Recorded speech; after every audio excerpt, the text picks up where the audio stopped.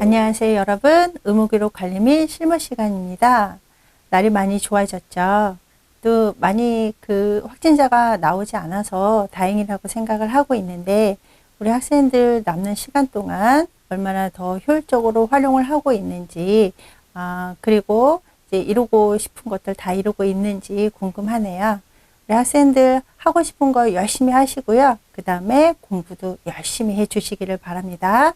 자, 이번 강의 시작을 하도록 하겠습니다. 출발! 자, 이번 주 강의 시작하도록 하겠습니다. 이번 주 강의는 지난주 이어서 제4장 진료의 의사결정에 대해서 알아보도록 할게요. 우리 지난주에 진료 의사결정, 그 다음에 의학적 의사결정, 그 다음에 임상의료와 의료정보 판단에 대해서 공부를 했었어요.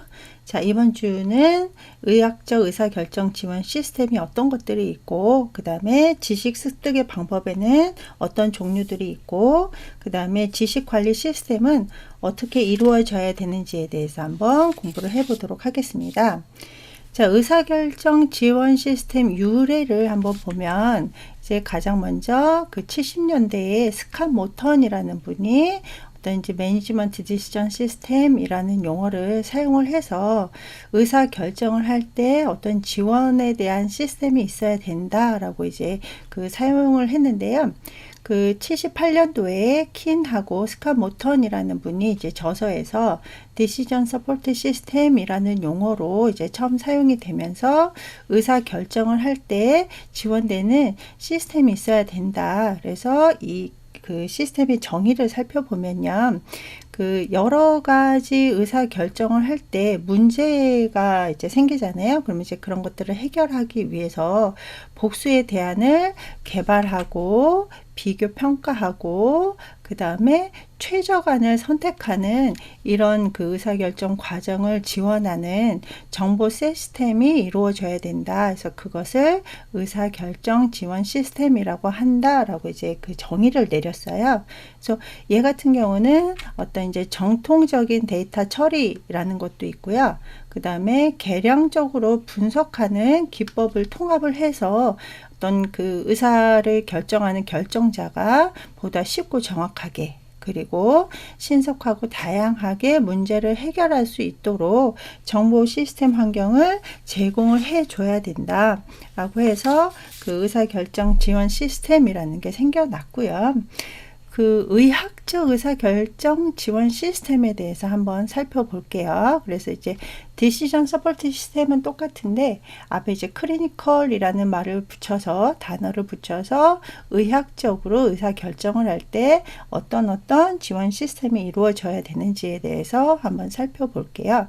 그래서 환자 진료에 필요한 이런 의사결정을 직접적으로 지원하는 것을 주 목적으로 한다라고 되어 있어요. 그래서 주어진 환자의 특정 문제에 대해서 의학 지식을 적용을 하고 그 다음에 최상의 해결 방안을 만들어내고 이를 이제 사용하는 사람들한테 편리한 형태로 제공을 하는 것인데요. 환자가 이제 의사가 검사에서부터 치료가 완료될 때까지 어떤 의사의 의학적 지식을 기반으로 해서 이게 직접적으로 이제 의사 결정을 하는 건데 어떤 이제 의학적 지식을 기초로 해서 진단을 내리고요. 그 다음에 어떤 질환의 예후, 그 다음에 다양한 치료 방법의 효과에 대한 의학적 지식을 기반으로 해서 이제 환자를 치료할 때 어떤 치료 방법을 선택할 건지에 대한 결정을 지원해주는 시스템을 의학적 의사결정 지원 시스템이라고 해서 CDSS라고 명칭이 주어져 있습니다. 자, 그러면 이 구성은 어떻게 이루어져 있느냐? 그래서 의사결정 지원 시스템의 구성은 네 가지 하위 시스템으로 구성이 되어 있는데요. 보면 이제 데이터베이스 관리 시스템이라고 해서 DBMS라는 게 있고요. 그 다음에 모델 베이스 관리 시스템이라고 해가지고 MBMS라고 명칭이 되어 있는 게 있어요. 그리고 사용자 인터페이스, 그 다음에 마지막으로 사용자, 이렇게 네 가지 하위 시스템이 서로 상호작용을 통해서 이루어지면서 의사결정이 이루어지는데요. 여기 보면 이제 요 네 가지 하위 시스템이 서로 상호작용을 해요. 서로 상호작용을 할 때 여러 가지 이제 자료 데이터베이스를 이용을 해가지고 의사결정을 하는 시스템의 구성인데 요 네 가지로 이루어져 있다. 그래서 데이터베이스 관리 시스템, 모델 베이스 관리 시스템, 그 다음에 사용자 인터페이스, 그리고 최종적으로 결정하는 사용자, 이렇게 네 가지 하위 시스템이 서로 상호작용을 한다라고 되어 있는데, 자, 보시면 그러면 의사결정 지원 시스템의 종류는 또 어떤 것들이 있냐? 우리 크게 세 가지로 이제 종류를 명명을 해놨는데요. 우리 학생들 AI 굉장히 많이 들어봤죠. 그래서 인공지능 시스템이라는 게 있고요. 그 다음에 전문가 시스템, 지식관리 시스템, 이렇게 지식관리 시스템 이렇게 해서 세 가지가 있는데, 우리 인공지능 시스템은 이제 AI 시대가 왔다라고 해서 많이 들어봤을 거예요. 그래서 인간의 지능에 대항하는 기능을 가진 컴퓨터를 실행하는 기법인데, 요 인공지능의 목표는 이 컴퓨터가 인간같이 생각하고 스스로 학습을 하고 그 다음에 인간과 같은 지식을 갖는 컴퓨터 시스템을 만들어서 이것을 의사결정을 할 때 지원하는 이제 프로토콜로 사용하는 거고요. 그 다음에 전문가 시스템 같은 경우는 어떤 이제 특정 운용 분야에 관한 전문가의 지식을 이 AI 기법을 이용을 해서 지식 베이스에 저장을 해 놓고 그 다음에 이제 인퍼런스 엔진이라고 해서 추론 기관을 이용을 해서 전문가의 지식을 이제 어떤 문제에 적용을 하고 해결책을 제시를 해서 사용자에 대한 어떤 질문에 대한 응답하는 시스템을 이 전문가 시스템이라고 합니다. 그리고 지식관리 시스템이라고 해서 KMS, 날리지 매니지먼트 시스템이라고 하는데요. 얘 같은 경우는 지식 같은 경우가 굉장히 다양한 형태로 조직 내 분산되어 있잖아요. 이런 지식을 효과적으로 저장, 관리, 활용을 해서 관리자가 의사결정을 할 때 지원하는 이 정보 시스템을 지식관리 시스템이라고 해요. 그래서 얘 같은 경우는 이제 그 기존의 정보 시스템하고는 조금 달리 어떤 컴퓨터에 저장된 자료라든지 문서, 동영상, 모델, 노하우 뭐 이런 것들을 다 체계적으로 저장 관리하는 시스템인데요.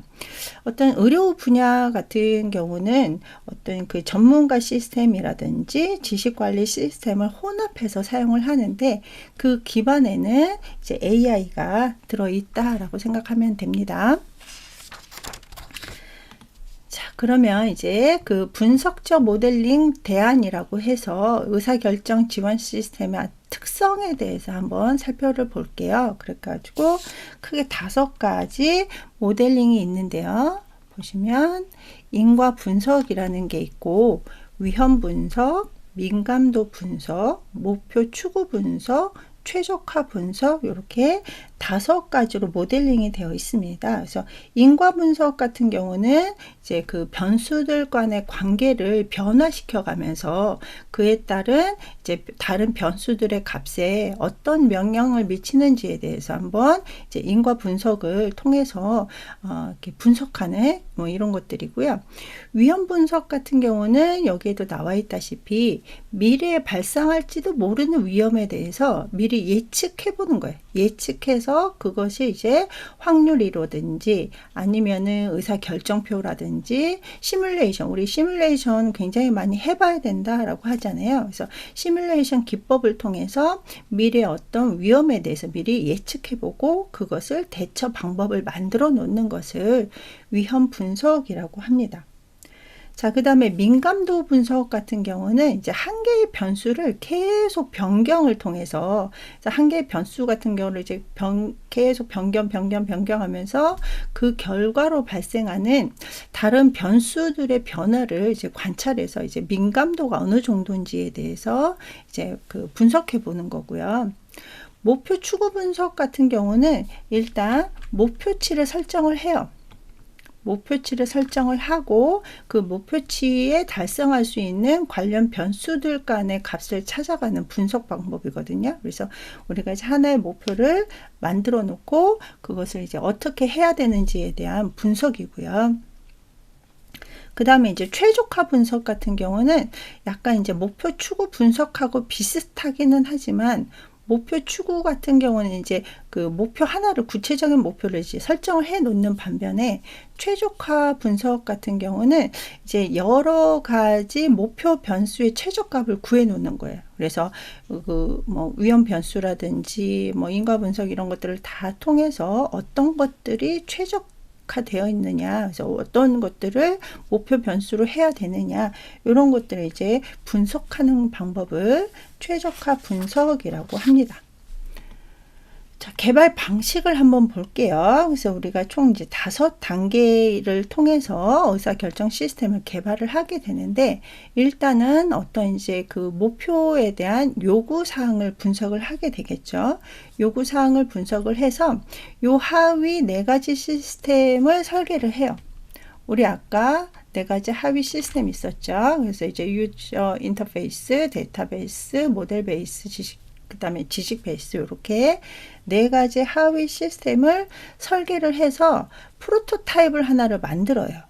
그래서 프로토타입이라고 하면 이제 우리가 보통 이제 미완성 버전이라고 해가지고 이제 최종 결정하기 전에 필요한 이제 중요한 기능들을 다 포함시켜 놓고 시스템의 초기 모델을 한번 개발을 해보는 거예요. 그래서 우리 초안이라든지 뭐 글을 쓸 때 그런 것들에 대해서 프로토타입을 개발을 해 놓은 다음에 그거를 이발루에이션, 평가를 통해요. 그래서 평가를 해서 마지막에 최종 사용자가 이제 완성을 해서 개발을 하는 게 이 의사결정 지원 시스템의 개발 단계입니다. 그래서 가장 먼저 요구사항이 무엇인지 이게 철저하게 분석을 하고 그 다음에 요 4가지 시스템을 설계를 해서 프로토타입을 개발을 해야 되겠죠. 그래서 프로토타입을 개발한 다음에 계속 이제 평가를 통해서 최종화되는 게 이제 개발 단계에 해당이 되는 거고요.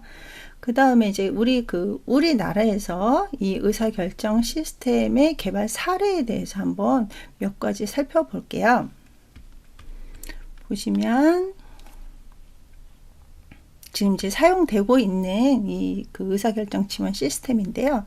그 간호진단 신경막 모델이라는 게 있고, 그 다음에 이제 알러지성 비염에 대한 시스템이 측정 시스템이 있고요. 그 다음에 이제 고혈압 관리 전문가 시스템이 있어요. 그리고 이제 백혈병 관리라든지 지능형 임상병리 시스템, 그 다음에 이제 단백질 정렬 예측 시스템 이런 것들이 있는데, 여기서 보시면 뭐 알러지성 비염 시스템 같은 경우는 이렇게 피부 반응 검사 자료를 영상 처리를 해가지고 그 넓이를 이제 측정을 해서 알러지가 있는지 뭐 그런 것들을 살펴보는 거고요.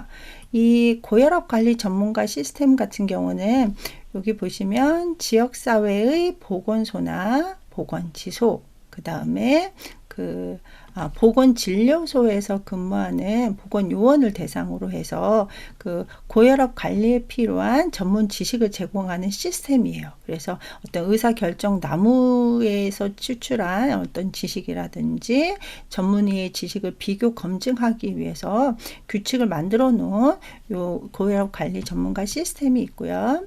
그 다음에 이제 단백질 정렬 시스템 같은 경우는 이제 우리가 많이 사용은 하진 않는데 어떤 생물학적 응용 분야에서 사용된 이제 전문가 시스템 같은 경우로 해가지고 어떤 이제 실제 정렬 과정을 통해서 이제 그 단백질 정렬을 예측하는 시스템이 이제 국내에서 사용되고 있는 의사결정 지원 시스템입니다. 그래서 의사결정 시스템 지원은 어떤 것들이 있는지에 대해서 한번 살펴봤고요.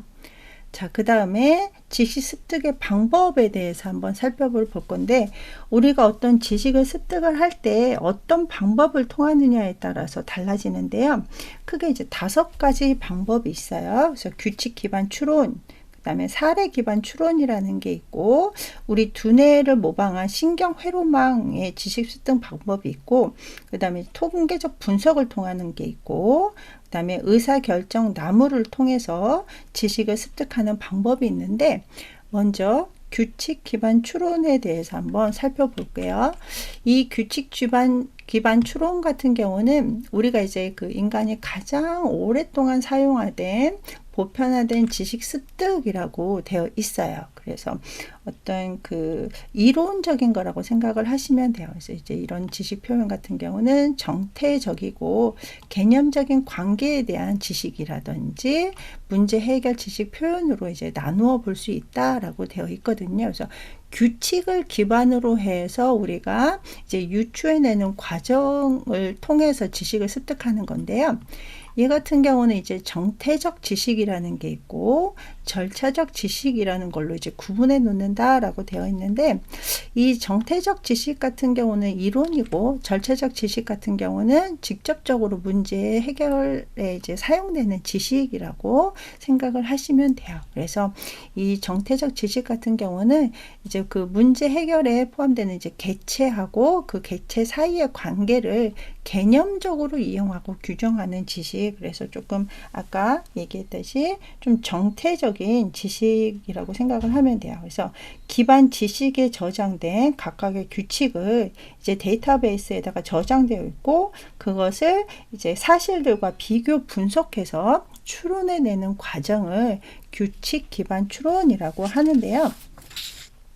이 규칙 기반 추론 같은 경우는 요 지식을 사용을 한대요. 그래서 이제 if then 규칙이라고 이렇게 되어 있는데, 이 if then 규칙 같은 경우는 일련의 사실들 간의 관계를 나타내는 것을 이제 if then이라고 해요. 그래서 이제 전 그 자료가 있고 그 자료에 따른 어떤 그 후에 나오는 이제 그런 자료가 있는데, 이 규칙들 구조는 조건부라는 게 있고 행동부라는 것들을 가지고 있다라고 되어 있어요. 그래서 이제 이런 조건, if에 해당하는 이제 행동 then 이런 것들이 이제 규칙 기반 추론에서 우리가 살펴볼 수 있는 것들인데요.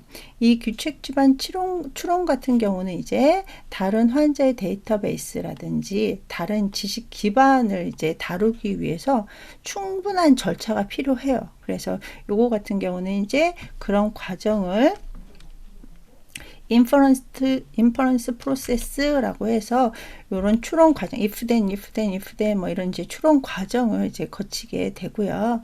근데 얘 같은 경우는 이제 그 추론 과정에서 이제 요런 단계가 반복적으로 이루어집니다. 그래서 어떤 if가 생각을 했을 때 매치를 시키고 그것을 선택을 하게 되고 그것을 실행을 해봐요. 그래서 이제 비교 일치하고 선택하고 실행을 해보고 또 다시 비교 일치해보고 선택하고 실행을 해보고, 이런 3가지 단계가 반복적으로 적용이 되는 게 이 규칙 기반 추론이라고 하는데요. 이 규칙 기반 추론 같은 경우는 여기 보시면 이제 추론 방법이 있죠. 이제 추론 방법에서 이제 논리 해설 막 상호작용을 하는데, 얘 같은 경우는 이제 그 컴퓨터로 기반으로 해서 환자 기록을 데이터베이스를 해가지고 이 데이터베이스를 계속 추론해서 if then 하면서 이제 만들어진 그 지식 기반을 가지고 지식 습득이 이루어지는 건데, 얘 같은 경우는 이제 장단점이 있죠. 뭐든지. 근데 이제 그 규칙 기반 추론의 장점 같은 경우는 개발을 쉽게 할 수 있어요. 개발을 쉽게 할 수 있고, if된 과정을 거치니까. 그 다음에 이제 예외적 상황에 대해서 융통성 있게 잘 표현을 할 수가 있는데, 얘 같은 경우는 이제 단점이 개발자의 주관에 치우칠 수 있고, 그 다음에 문제가 복잡했을 때 이런 규칙들 간에 그 충돌이 일어날 수 있고, 그 다음에 이제 추후 수정하기가 어려운 이런 단점을 가지고 있습니다. 그래서 규칙 기반 추론 하나 가지고 우리가 이제 그 어떤 통합적인 지식이라고 할 수는 없고요. 그 다음에 이제 그 CBR이라고 해서 그 사례 기반 추론이 있어요. 그래서 사례 기반 추론 같은 경우는 많은 양의 과거 자료를 이용을 해서 유사한 경우를 검색해서 추론해내는 과정이에요. 그래서 이제 새로운 문제들을 이제 과거 문제와 비교 분석을 해서 해결하고, 그것에 대한 설명도 과거 경험을 기반으로 해서 제공할 수 있다. 근데 그런 사고 방식을 컴퓨팅에 적용한 모형을 그 사례 기반 추론이라고 하는데, 얘 같은 경우는 어떤 이제 그 규칙 기반 추론 같은 경우는 이제 문제가 복잡하면 해결하기 어려운데, 얘 같은 경우는 문제가 복잡하고 어떤 문제의 영향이 딱 정형화되지 않은 분야에서 사례 기반 추론을 이용하기가 쉽고요. 그 다음에 얘 같은 경우는 이제 과거 경험을 통해서 지식이 자동적으로 습득이 되고요. 얘 또 여기 보시면 이 사례 기반 추론의 응용 분야는 의학 분야에서 많이 사용을 하고, 그 다음에 법률적 판정을 내릴 때도 일반적으로 사용을 한다라고 되어 있어요. 그래서 이제 법률적 판정 같은 경우는 이제 판례라고 해서 똑같은 케이스의 어떤 그 법률적 문제가 과거 재판 시에는 어떤 판정 결과가 있었다라고 해가지고 사례 기반을 통해서 그 판정을 해 나가는 관정이 있고요. 의학 분야 같은 경우도 이제 마찬가지죠. 그래서 이제 똑같은 질병의 과거 환자분들에 대한 자료를 이용을 해서 유사한 경우 이 환자도 어떨 것이다 라고 추론해 나가는 이런 것들을 사례 기반 추론이라고 합니다. 그래서 사례 기반 추론 같은 경우는 이제 아까 얘기했다시피 의사가 진료할 때 과거 경험에 진단한 것과 유사한 방법으로 추론을 하기 때문에, 중요한 건 과거 경험에 대한 진단이 이 데이터베이스가 얼마나 좋은 사례가 또 얼마나 있느냐에 따라서 예측력이 좀 달라지게 되겠죠. 그래서 어떤 똑같은 질병의 과거 한 사람, 그 환자 한 명을 보는 거하고 뭐 100명의 똑같은 사례의 환자를 보는 거에 따른 이제 예측력이 달라진다라는 얘기고요.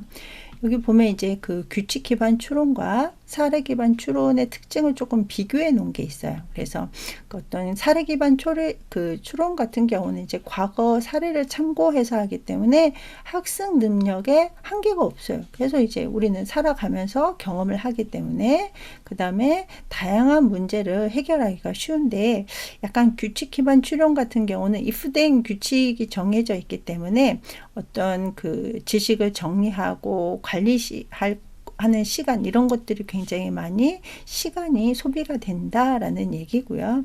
그 다음에 이제 이 규칙 기반 추론 같은 경우는 지식의 추가라든지 뭐 이런 것들이 좀 복잡해지고, 문제가 아까 그 주관적일 수 있다라고 했었잖아요. 그래서 이제 문제가 발생하기 쉽다라는 말로 이 두 가지 사례를 비교를 해 놨습니다. 자, 그 다음에 이제 세 번째로 신경회로망. 그래서 제가 아까 인간의 두뇌의 신경세포를 모방했다라고 되어 있죠. 그래서 어떤 이제 의사결정 나무하고 조금 비슷한 것처럼 과거에 수집된 데이터를 이 반복적인 학습 과정을 통해요. 그래서 계속 반복적인 학습 과정을 통해서 그 데이터 안에 내재되어 있는 패턴을 찾아가는 모델링 기법이거든요. 그래서 요 그림은 이제 인간의 신경세포, 우리 학생들 1학년 때 이제 배웠을 것 같은데, 이 시냅스가 있어서 세포체에서 축색을 하고 수상돌기를 통해서 서로 상호작용을 하는 요런 이제 그 신경회로망이 있는데, 요 신경회로망 기법 같은 경우는 이제 여러 가지 자료를 집어 넣어서 반복적인 학습을 통해서 결과를 이제 도출을 해놓은 건데요. 이 신경회로망 같은 경우는 이제 그 신경세포인 뉴런을 이제 그 작동 발생을 모방을 하는 거예요. 그래서 매우 많은 처리 장치, 우리 인간 뇌에는 이제 엄청 많은 뉴런이 있잖아요. 그런 이제 뉴런들을 서로 복잡하게 연결되어 놓고 그것을 이제 그 반복적인 학습을 통해서 입출력 자료 관계를 이제 규명을 해 나가는 건데요. 얘가 보면 이제 각 뉴런들이 독립적으로 움직여요. 독립적으로 동작을 하기 때문에 병렬성이 뛰어나고요. 네, 얘 같은 경우는 또 여러 가지, 그러니까 어떤 한 문제가 발생을 하면 전체가 이제 문제가 되는 게 아니라 독립적으로 동작을 하기 때문에 몇몇 뉴런이 문제가 발생을 하더라도 큰 전체 시스템에는 영향을 주지 않는 결함 해결 능력이라는 게 갖고 있어요. 그래서 각기 동작을 하다 보니까, 그리고 주어진 환경에 대한 이제 학습 능력이 있고요. 그다음에 이제 그 신경회로망 같은 경우는 이제 어떤 그 환자의 사례로부터 무작위 추출을 통해서 얻어지는데, 요때 이제 앞에서 얘기한 것처럼 그 학습 자료가 대상 질병을 얼마나 잘 대표를 하느냐, 그래서 표본을 얼마나 잘 추출했느냐에 따라서 요게 이제 지식 습득이 굉장히 양질의 지식이 될 수도 있다라는 얘기고요. 그 다음에 신경회로망의 장단점을 한번 볼게요. 그래서 장점 같은 경우는 어떤 이제 문제가 복잡했을 때 객관적으로 이제 구현하기가 쉽고요. 근데 단점 같은 경우는 어떤 그 굉장히 많은 방법 학습을 해야 되기 때문에 많은 횟수의 반복 학습이 필요하고, 그 다음에 이게 또 기억이 되면 어떤 패턴을 수정하거나 추가 학습하기가 조금 어려워지는 문제가 발생을 하고 있어요. 네. 그래서 신경회로망도 이제 보조적으로 그 지식습득 방법에 이제 그 사용이 되는 거고요. 그 다음에 이제 네 번째로 통계적 분석을 한번 살펴볼게요. 통계적 분석 같은 경우는 표본을 추출을 해요. 표본을 추출을 하는데, 이 표본은 모 집단의 특성을 이제 그 내포해야 된다라는 얘기거든요. 그래서 이 표본이라는 것은 모 집단에서 추출된 데이터의 집합이라는 건데, 얘가 얼마나 모 집단을 대표하느냐에 따라서 조금씩 이제 분석하는 방법이 또 달라지기도 하고요.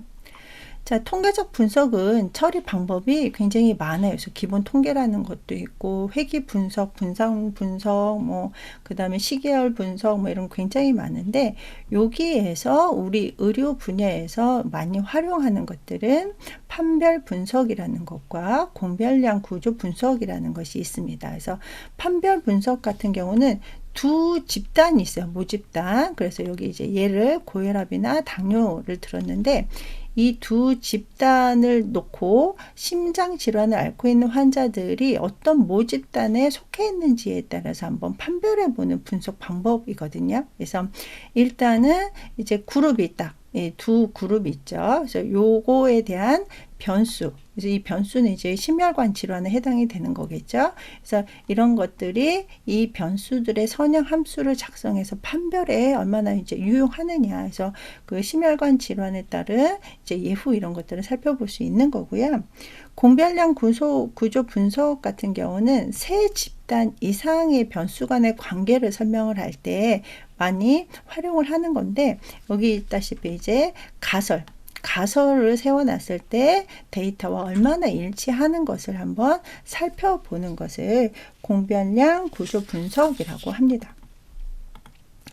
자, 그 다음에 이제 지식 습득 방법의 다섯 번째 의사결정 나무라는 게 있는데, 이 의사결정 나무 같은 경우는 이제 그 나무 형태로 분류해 나가는 거예요. 그래서 옆에 이제 그림을 조그맣게 한번 넣어 봤는데, 질문을 하나를 해서 예, 아니요. 근데 예 있을 때는 또 다른 질문을 통해서 아니요라고 하면 다시 이제 앞으로 또 다른 질문을 해 나가는 거죠. 그래서 이렇게 쭉쭉쭉 마디마다 하나씩 이렇게 추론을 해 나가는 방법을 의사결정 나무라고 해요. 그래서 얘 같은 경우는 이제 그 대상의 데이터 집합을 일정한 규칙에 따라서 나무 형태로 분리를 하는 건데, 이거는 이제 의사결정자가 선택 가능한 행동과 또 그 행동에 따른 각 결과들을 나무의 가지처럼 표현을 해서 최종적으로 의사결정을 하는 방법이에요. 그래서 얘 같은 경우는 이제 그 마디마디마다 구성 요소들로 한번 이루어져 있는 형태인데요.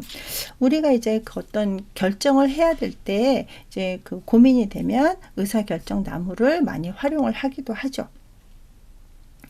자, 그 다음에 이제 지식 습득 방법에 대해서 알아봤고요. 이번에는 지식 관리 시스템에 대해서 한번 살펴볼게요. 지식을 관리를 한다라는 얘기예요. 그래서 보시면 검증된 진리, 우리 뭐 저스티스라고 하기도 하고요. 그래서 이제 검증된 진리인데, 이 지식이라는 것은 인간의 인지적 활동이 축적되어 있어서 이제 그 생성되는 거잖아요. 그래서 이제 여기 보시면 지식은 인간에게서, 사람에게서 오랜 시간 동안 이제 무수한 시행착오를 거쳐서 창출된다는 특성을 가지고 있어요. 그래서 얘 같은 경우는 다른 유형 자산들보다는 조금 더 효과적으로 관리하고 공유를 하는 데 있어서 시간이라든지 자원이 요구가 된다. 근데 우리 이거 전전 시간에 배웠다시피 지식이라는 거는 정보와 상황 이해와 경험이 합쳐져서 만들어진 게 지식이다라는 말을 우리 예전에 배웠었죠. 자, 그러면 이제 지식 관리 시스템을 활용을 하자라는 얘기인데요. 이 지식이라는 것은 비정형적인 거잖아요. 이 비정형적이기 때문에 이런 지적 자산을 기업 안에서 축적해서 좀 활용을 해보자라는 얘기예요. 그래서 얘 같은 경우는 이제 그 어떤 그 지식 베이스 내에 저장되어 있는 지식은 물론 또 조직 내에 다른 정보 시스템 서버에 저장되어 있거나 또 다른 외부 데이터베이스나 전문가의 두뇌를 이용을 해서 그 지식을 이제 파악을 하자. 그래서 그 지도를 따라가는 지식 맵을 이용을 해서 지식을 여러 가지 활용을 해보자라는 의미거든요. 그래서 지식관리 시스템은 조직 구성원들이 지식을 창출을 하고 그것을 입력을 해서 사람들이 조회도 하고 편집이라든지 활용할 수 있는 여러 가지 기본 그 기능들을 내포시켜 놓는다라는 얘긴데, 그 지식 관리 시스템 같은 경우는 어떤 그 개인적인 지식, 그 다음에 팀 차원의 지식, 조직 차원의 지식, 플러스 기존에 있는 정보 시스템을 이제 유기적으로 통합을 해가지고 이것을 조직원 전체가 공유를 하고 고루고루 사용할 수 있게끔 만들어내는 것들을 이제 지식 관리 시스템이라고 하고, 그 다음에 그 우리가 그 브레인스토밍이라고 하잖아요. 그래서 여러 사람들의 이제 지식을 같이 공유를 하면 아무래도 의사 결정을 하거나 지식 습득에 유용하게 사용을 할 수가 있겠죠. 그래서 그런 구성 요소를 좀 살펴보면, 우리 인터넷, 그죠? 우리 뭐 궁금한 거 있으면 인터넷 굉장히 많이 찾아보잖아요. 그리고 이제 문서 관리라든지 정보 검색, 그 다음에 이제 우리 14주차에 배울 이제 데이터 웨어하우스라든지 데이터 마이닝 뭐 이런 것들이 있고요. 우리 많이 사용하는, 그 다음에 이제 어떤 그룹 웨어라든지 토론이나 회의 시스템. 이 토론 회의 시스템 같은 경우는 이제 그 우리 그 줌이라든지 여러 가지를 활용을 해서 시간이나 장소 제약 없이 누구든지 참여를 해서 토론하고 회의하면서 그것을 이제 그 유용한 지식으로 이제 분류하고 조직화할 수 있는 이런 시스템들이 있고요. 그 다음에 우리 그 통신 네트워크라고 해서 뭐 이메일이라든지 게시판, 그 다음에 전자문서 교환 이런 것들을 통해서 서로 지식을 공유할 수 있는 이런 시스템들이 이제 그 개발이 되어 있습니다. 자, 오늘 공부한 거 한번 정리를 해볼게요. 이제 오늘 공부한 거는 의학적 의사결정 지원 시스템의 개념이 어떤 것들이 있고 어떻게 구성되어 있고 어떤 종류들이 있고 어떻게 개발이 되어 있는지에 대해서 살펴봤고요. 그 다음에 지식습득 방법에는 이렇게 5가지가 있다라고 했어요. 규칙을 기반으로 하느냐, 사례를 기반으로 하느냐. 그 다음에 우리 두뇌를 모방한 신경 회로막을 이용을 해서 지식을 습득을 하느냐, 분석을 통해서 하느냐, 그 다음에 의사결정 나무를 통해서 지식을 습득하느냐, 이런 5가지 방법에 대해서 살펴봤고요. 그 다음에 이제 지식 관리의 개념이라든지 시스템의 이해, 그래서 어떤 그 지식을 얼마나 효과적으로 효율적으로 활용할 수 있느냐, 그 다음에 이제 그에 따른 구성에 대해서 한번 살펴봤습니다. 자, 이번 주 과제에 대해서 한번 설명을 드릴게요. 자, 이번 주 과제에 대해서 설명드리도록 할게요. 이 피카츄는 저 대신 지금 마이크를 잡고 있습니다. 노란색이라 예쁘죠? 네. 자, 이번 주 과제는 그 지식 습득 방법에 5가지 있었잖아요. 그 중에 하나, 의사결정 나무라는 거에 대해서 한번 우리 학생도 공부해 보시고 그것을 기술하는 것으로 출제를 했습니다. 우리 학생들 의사결정 나무를 조금 잘 활용을 해보시면 도움이 될 것 같아서 이번 시간에 한번 공부해 보시라고 과제로 제출을 했어요. 그러니까 우리 학생들 열심히 공부하시고 도움이 되면서 숙제까지 이루어지게 됩니다. 우리 학생들 수고했습니다. 다음 주에 만나요. 안녕. 안녕.